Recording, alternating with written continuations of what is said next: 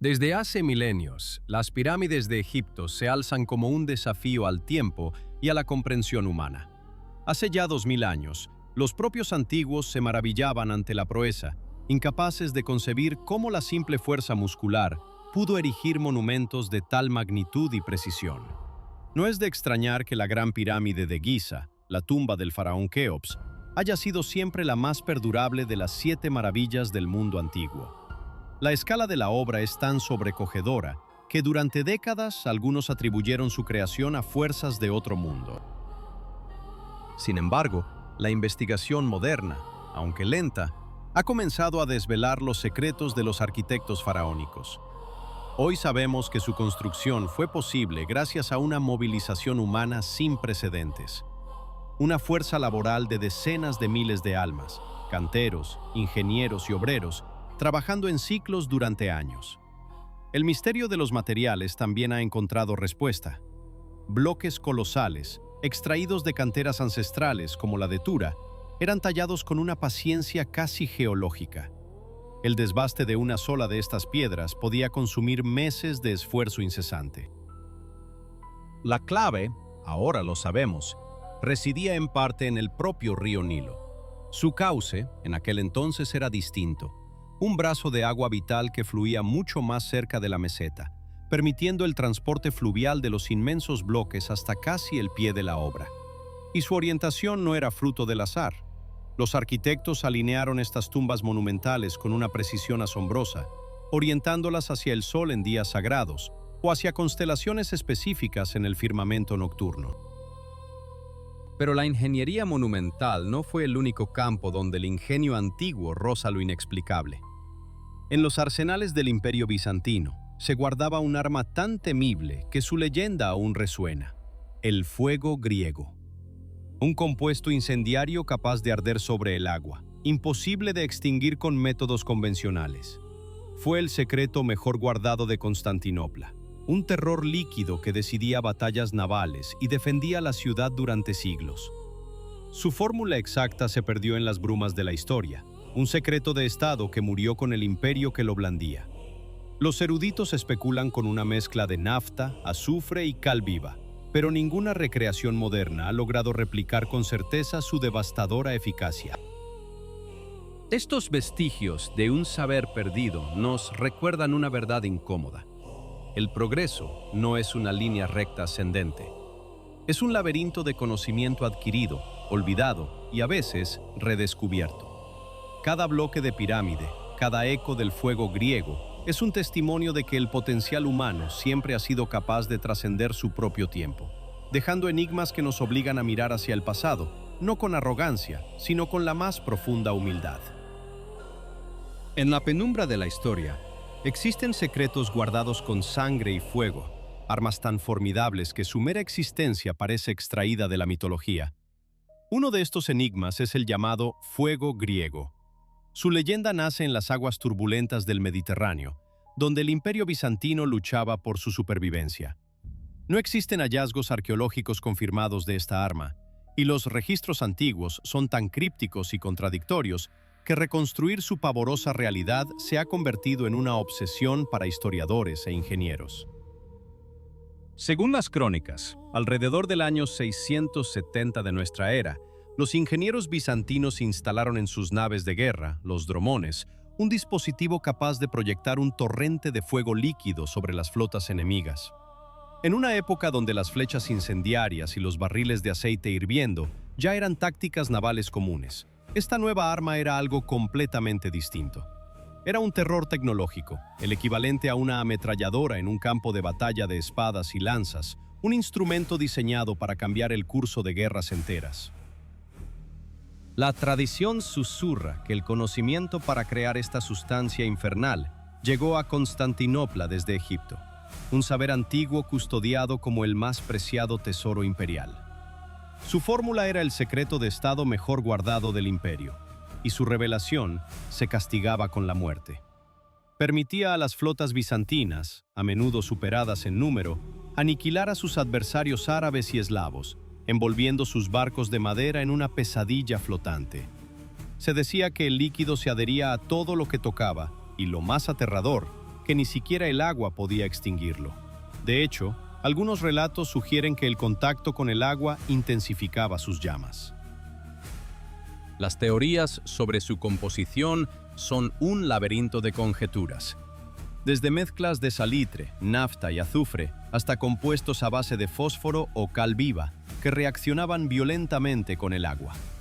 El verdadero misterio, sin embargo, reside en cómo los ingenieros de la época, sin los conocimientos de la química moderna y sin pólvora, lograron no solo crear una sustancia tan destructiva, sino también un sistema de sifones de bronce para proyectarla a distancia. La ausencia de restos arqueológicos no es una prueba de su inexistencia, sino quizás el testamento definitivo del éxito de su secretismo. Pero no todos los secretos de la antigüedad eran armas de aniquilación. Algunos eran herramientas de creación, cimientos de civilizaciones que desafían el tiempo. Roma, la ciudad eterna.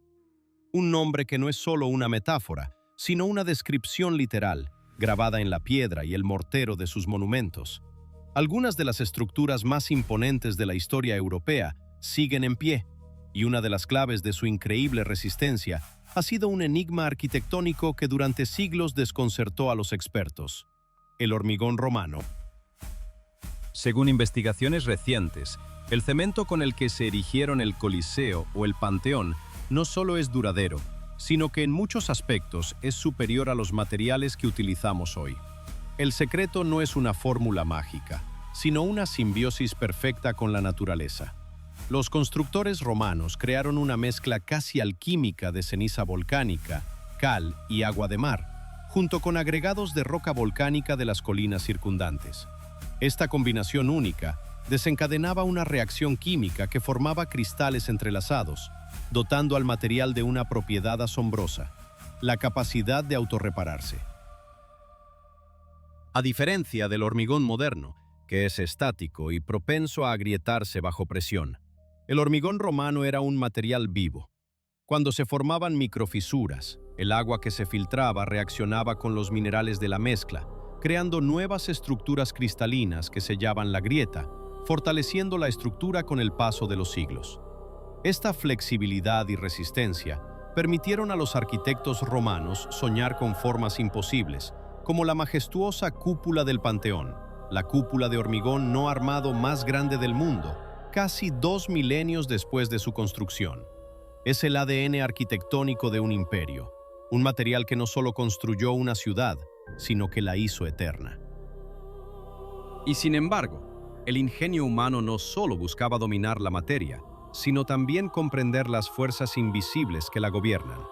Hasta bien entrada la Edad Media, los terremotos eran percibidos como actos de cólera divina, castigos impredecibles de los dioses, no como la consecuencia lógica de los movimientos tectónicos de la Tierra.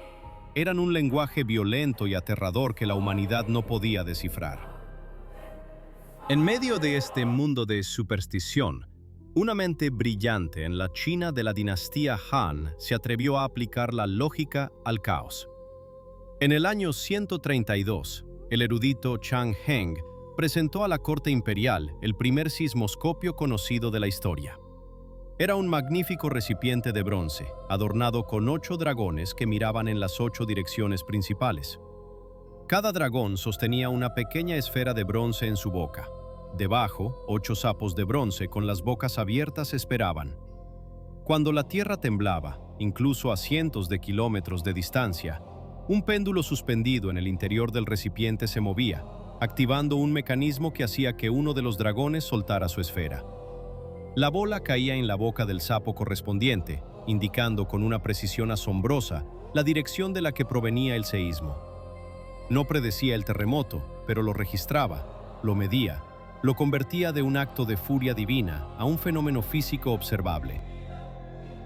Estas reliquias del pensamiento, un fuego que no se podía apagar, un cemento que no se podía romper y una máquina que escuchaba los susurros de la tierra, nos recuerdan que el pasado no es un lugar muerto, sino un eco persistente.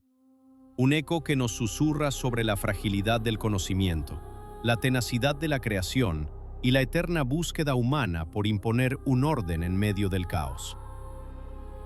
El suelo se agita sin previo aviso. Ciudades enteras, fruto de generaciones de esfuerzo, pueden convertirse en ruinas en cuestión de instantes. Ante la furia insondable de la tierra, el ser humano es un mero espectador. Este temor ancestral, esta impotencia frente a las fuerzas tectónicas, impulsó una de las innovaciones más extraordinarias de la antigüedad. Hace más de 2000 años, en la China de la dinastía Han, la necesidad de comprender y registrar estos cataclismos era una cuestión de Estado. Un terremoto no era solo un desastre natural, era un posible presagio, una señal del cielo que podía afectar la legitimidad del emperador. En este contexto de ciencia y superstición, surgió la mente brillante del matemático y astrónomo Zhang Heng.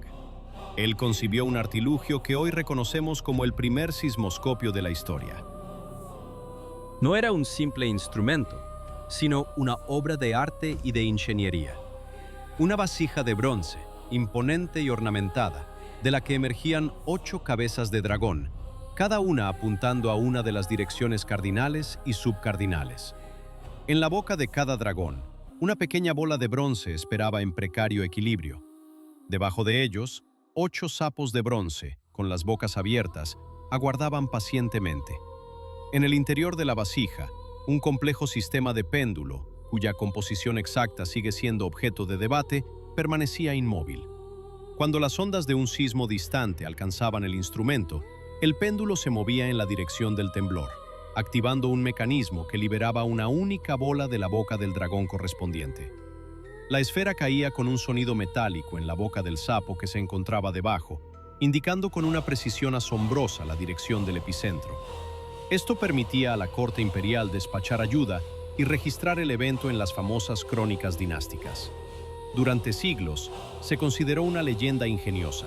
Sin embargo, cuando los científicos modernos recrearon el dispositivo basándose en las descripciones históricas, descubrieron con asombro que no solo funcionaba, sino que su sensibilidad rivalizaba con la de algunos instrumentos contemporáneos.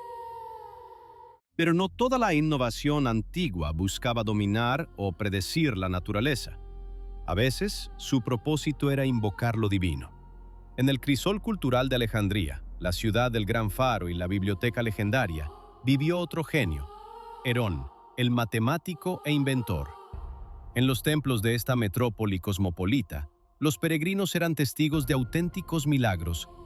Al encenderse el fuego ceremonial en el altar, las pesadas puertas del templo se abrían solas, majestuosamente, sin intervención humana visible. No era magia, sino la aplicación sublime de la física. Herón había diseñado un sistema hidráulico oculto. El fuego del altar calentaba el aire en un recipiente sellado. Este aire expandido presionaba el agua contenida en otro recipiente, forzándola a través de un sifón hacia un cubo que actuaba como contrapeso. A medida que el cubo se llenaba y aumentaba su peso, tiraba de un sistema de cuerdas y poleas que hacía girar los pivotes de las puertas, abriéndolas para revelar el interior sagrado. El efecto sobre los fieles era profundo. Era una manifestación del poder de los dioses, que abrían su morada a los creyentes. La tecnología se convertía en teología, la ingeniería en un acto de fe. Según los escritos de Herón, este mismo principio se aplicó más tarde a mecanismos más mundanos, como las puertas de la ciudad. Siglos más tarde, en el corazón del Renacimiento italiano, otro genio universal soñaría con una máquina que cambiaría para siempre el rostro de la guerra. Mucho antes de que los campos de batalla de la Primera Guerra Mundial se vieran surcados por tanques, Leonardo da Vinci ya había concebido su precursor. En una carta a su patrón, Ludovico Sforza, duque de Milán, fechada en el año 1487, Leonardo describió un vehículo de combate blindado. Su diseño era una fortaleza móvil con forma de caparazón de tortuga o cono truncado, recubierto con placas de metal para desviar el fuego enemigo. Impulsado desde dentro por la fuerza de 8 hombres que accionaban manivelas y armado con cañones que apuntaban en todas direcciones, el vehículo de Leonardo era una quimera de madera y metal, un portento de la ingeniería militar. Prometía ser el arma definitiva, capaz de romper las líneas enemigas con una fuerza imparable. Sin embargo, a pesar de la genialidad del concepto, lo más probable es que el carro blindado de Da Vinci nunca llegara a construirse. Los expertos modernos debaten si habría sido funcional. Su peso colosal habría dificultado enormemente su movimiento en un campo de batalla irregular. Las réplicas construidas a partir de sus planos han ofrecido resultados contradictorios, dejando su viabilidad como un fascinante enigma histórico. Desde un instrumento que escucha los susurros de la tierra, pasando por puertas que se abren con el aliento del fuego, hasta una fortaleza rodante nacida de la mente más brillante del Renacimiento. Cada uno de estos inventos es un testimonio de la incesante búsqueda humana por comprender, controlar y transformar el mundo. Son la prueba de que el ingenio no conoce épocas y que las semillas de nuestro presente tecnológico se sembraron en un pasado mucho más sofisticado de lo que solemos imaginar. Un recordatorio de que el futuro, a menudo, no es más que un eco perfeccionado de un pasado que nos negamos a escuchar. La revolución industrial, el motor que transformó nuestro mundo, debe gran parte de su existencia a un único concepto: la turbina de vapor. Esta innovación liberó a la industria de las riberas de los ríos, permitiendo que las máquinas cobraran vida en cualquier lugar. Pero la verdadera sorpresa yace en el origen de esta idea. El poder del vapor no fue un descubrimiento del siglo XVIII. Su principio fundamental fue demostrado milenios antes en la Grecia helenística. Herón de Alejandría, un inventor de la antigüedad, creó un dispositivo conocido como la eolípila. Su diseño era de una simplicidad asombrosa. Un recipiente con agua, calentado por el fuego, alimentaba una esfera metálica suspendida sobre él. Al hervir el agua, el vapor escapaba por dos boquillas, haciendo que la esfera girara sobre su eje. Era una maravilla, un juguete ingenioso, pero nada más. La idea nunca trascendió el ámbito de la curiosidad. Jamás se concibió una aplicación práctica. Y es precisamente por esta falta de visión que la humanidad tuvo que esperar 2000 años para su gran revolución. El ingenio humano ya poseía la llave, sin necesidad de herramientas complejas. Pero una invención no es solo el destello de una idea, es la confluencia de esa idea con la necesidad y el contexto para hacerla florecer. A veces el mayor obstáculo para el futuro no es la ignorancia, sino la incapacidad de ver el potencial en lo que ya se tiene.